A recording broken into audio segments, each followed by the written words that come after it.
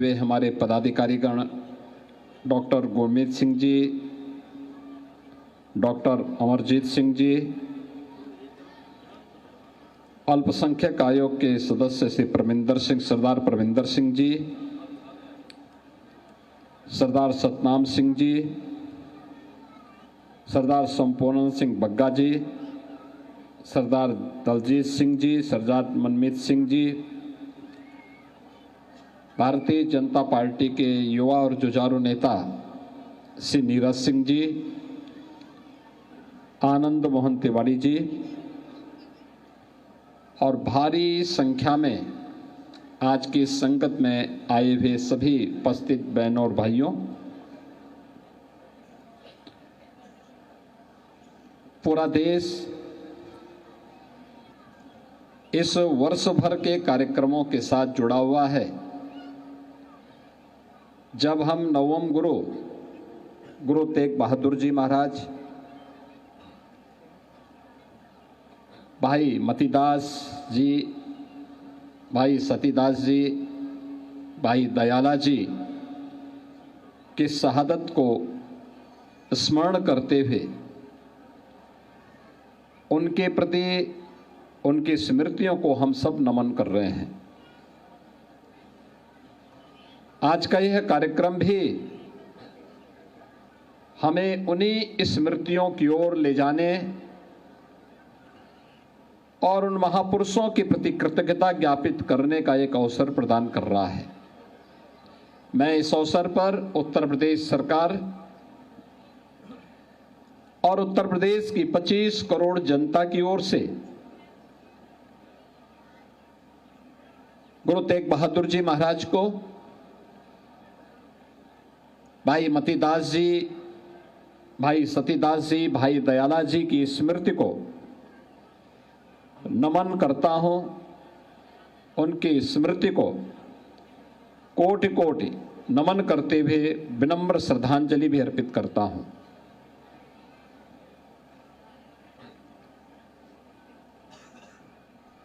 आज का ये दिन हम सब के लिए एक प्रेरणा का दिवस भी है। गुरु तेग बहादुर जी महाराज को इतनी यातना क्यों दी गई थी? क्योंकि उस समय मुगलों ने पूरे भारत का इस्लामीकरण करने की एक मुहिम चला रखी थी। औरंगजेब जैसा क्रूर बादशाह मनमानीपन पर उतर आया था। तिलक को मिटाने के लिए, जनेऊ को समाप्त करने के उद्देश्य से उसने देश भर में तो अत्याचार किया ही, लेकिन कश्मीर में जब उसके अत्याचार की पराकाष्ठा आगे बढ़ी, अफगान खान जैसा औरंगजेब का सिपह सालार वहां जाकर के अत्याचार करने लग गया, तब पंडित कृपाराम जी ने जब कहीं शरण नहीं मिली तो गुरु तेग बहादुर जी महाराज की शरण में जाकर के याचना की थी।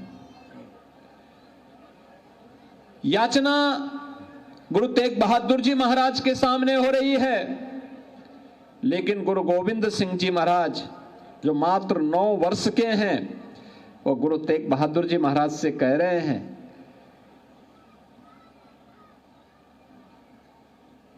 कि याचना हो रही है, आप कह रहे हैं कि किसी बड़े आदमी को अपना बलिदान देना पड़ेगा, तो आप बताइए आपसे बड़ा कौन है?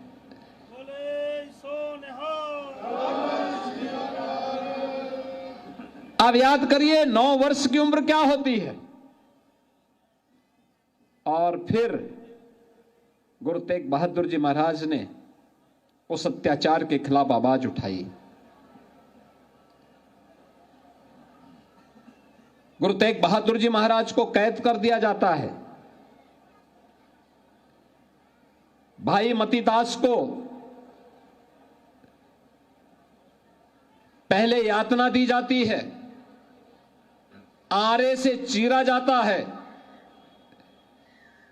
भाई सतीदास को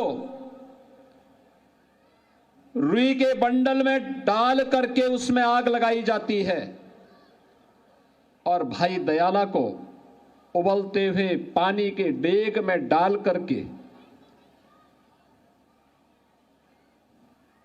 उन्हें बलिदान कर दिया जाता है। और गुरु तेग बहादुर जी महाराज तब भी अपने धर्म और अपने संकल्प से डिगे नहीं, तो उनके साथ कितनी बड़ी क्रूरता बरती गई।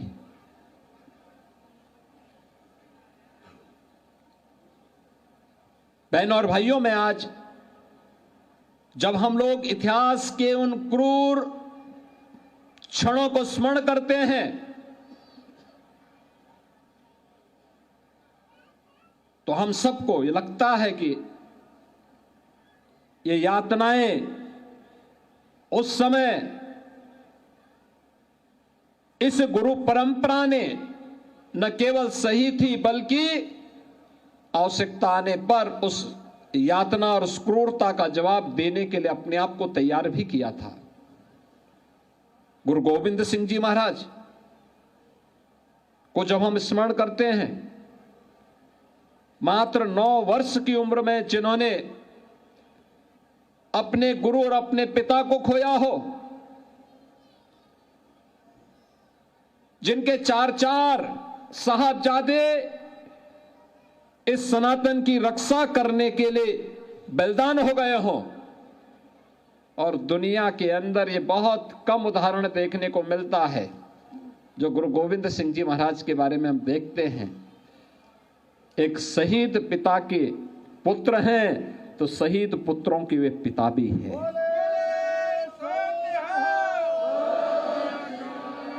आज ये मेरा सौभाग्य है कि मैं अभी अयोध्या धाम से आ रहा हूं। देश के यशस्वी प्रधानमंत्री आदरणीय श्री नरेंद्र मोदी जी आज अयोध्या में आए थे। श्री राम जन्मभूमि पर भगवान श्री राम के भव्य मंदिर का निर्माण कार्य पूर्ण होने के उपलक्ष्य में आज भारत की सनातन का भगवा ध्वज का आरोहण राम मंदिर के शिखर पर हुआ है, एक भव्य समारोह में हुआ है। यही वह भगवा ध्वज है जिसकी रक्षा करने के लिए सिख गुरुओं की परंपरा और पीढ़ी की पीढ़ी अपने आप को बलिदान करती आई है। ये वही परंपरा है। याद करिए, 1510 से लेके 1515 के बीच प्रथम गुरु नानक देव जी महाराज अयोध्या धाम में श्री राम जन्मभूमि मंदिर में दर्शन करने के लिए जाते हैं, और 1528 में एक विदेशी आक्रांता बाबर के सिपा सालार के द्वारा मंदिर को तोड़ दिया जाता है।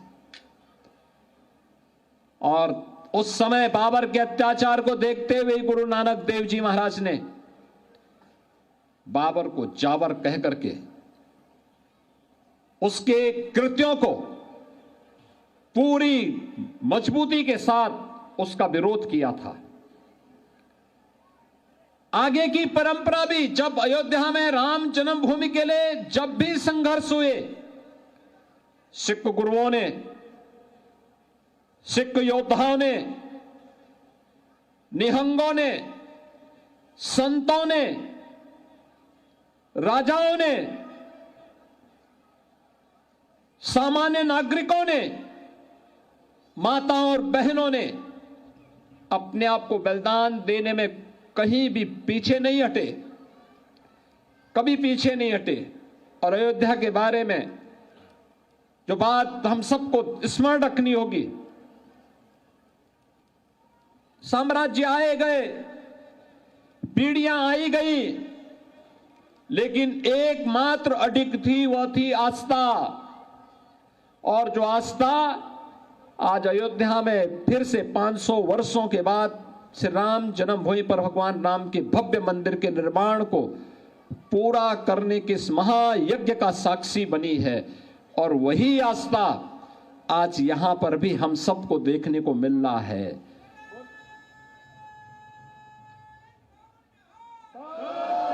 साढ़े 300 वर्षों के बाद भी हर सिख और हर सनातनी गुरु तेग बहादुर जी महाराज, भाई मतीदास, भाई सतीदास जी, भाई दयाला जी के प्रति अपनी कृतज्ञता ज्ञापित करते हुए अपनी आस्था को व्यक्त करता है। और आज आप सबको मैं यही स्मरण दिलाने के लिए आया हूं। याद करना, सत्य को कोई धूमिल नहीं कर सकता, उसको झुटला नहीं सकता। गुरु गोविंद सिंह जी महाराज के 4 साहबजादों को भले ही जो सम्मान उस समय मिलना चाहिए था, उसके उपरांत मिलना चाहिए था, ना मिला हो, लेकिन 2020 में उत्तर प्रदेश में पहले मुख्यमंत्री आवास में और प्रधानमंत्री मोदी जी ने 26 दिसंबर की तिथि को सदैव के लिए वीर बाल दिवस के रूप में समर्पित करते हुए उन 4 साहबजादों की स्मृति को एक जीवंत बना दिया है। आने वाली पीढ़ी के लिए, हर नौजवान के लिए, हर युवा के लिए ये बनाया है, बताने का प्रयास, ये बताया है कि जो भी देश और धर्म के लिए कुछ करेगा, उसके प्रति समाज इसी प्रकार से कृतज्ञता ज्ञापित करेगा। और वही कृतज्ञता ज्ञापित करने का एक अवसर हम सबके सामने आज का यह दिवस भी है। यह हमारा सौभाग्य है कि लखनऊ को गुरु तेग बहादुर जी महाराज का सानिध्य प्राप्त हुआ था। लखनऊ के याहगंज गुरुद्वारे में गुरु तेग बहादुर जी महाराज का आगमन, गुरु गोविंद सिंह जी महाराज उस समय शिशु अवस्था में थे, और वह स्मृति आज भी उसी रूप में याहगंज में हम सबको देखने को मिलती है। वहां का तेज, वहां का अध्यात्म इस सिख परंपरा के गौरवशाली क्षणों में से एक है। यह हमारा सौभाग्य है कि उत्तर प्रदेश में इन स्मृतियों को और मजबूती प्रदान करने में उत्तर प्रदेश सरकार और भारत सरकार योगदान देने की दिशा में कृत संकल्पित है। आज के इस अवसर पर मैं आप सबका यही आह्वान करूंगा, हम अपनी गुरु परंपरा, अपने इन महापुरुषों और उन सभी योद्धाओं के प्रति जिन्होंने देश और धर्म के लिए अपना योगदान दिया है, उनके प्रति हमारी आस्था इसी प्रकार से अडिग होनी चाहिए जैसे हमारा एक केसरिया पताका हमेशा अपने अडिग रूप से सदैव हम सबको एक नई प्रेरणा प्रदान करता है, आगे बढ़ने के लिए एक नई ऊर्जा प्रदान करता है। हम उसी भाव के साथ कार्य करेंगे, इस विश्वास के साथ मैं एक बार फिर से नवम गुरु तेग बहादुर जी महाराज, भाई मतीदास जी, भाई सतीदास जी, भाई दयाला जी की स्मृति को नमन करता हूं। आप सबको इस शहीदी दिवस के अवसर पर आपके इस कार्यक्रम के लिए हृदय से धन्यवाद देता हूं। इतनी भारी संख्या में एकत्र होकर के आपने कृतज्ञता ज्ञापित करने और गुरु परंपरा से प्रेरणा प्राप्त करने का कार्य इस विराट कार्यक्रम के माध्यम से कर रहे हैं। मैं इस अवसर पर एक बार फिर से यहाँ पे गुरुद्वारा प्रबंध समिति से जुड़े हुए जितने भी हमारे पदाधिकारी हैं, उन्हें इस बात के लिए आश्वस्त करता हूं कि डबल इंजन की सरकार सदैव आपके साथ खड़ी है, क्योंकि यह केवल हमारे लिए केवल एक विचार नहीं, बल्कि उस महान परंपरा के प्रति कृतज्ञता ज्ञापित करने का भी एक अवसर होता है, जिसने देश और धर्म के लिए अपना सर्वस्व न्यौछावर करने में किसी भी प्रकार की कोई कोताही नहीं बरती थी।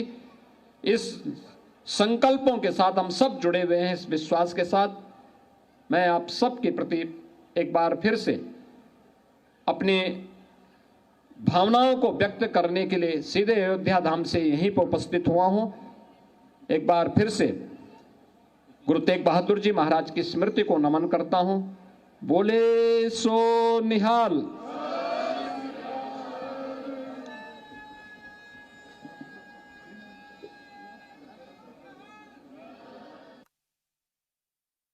बोले सो निहाल। बहुत बहुत धन्यवाद माननीय मुख्यमंत्री जी का।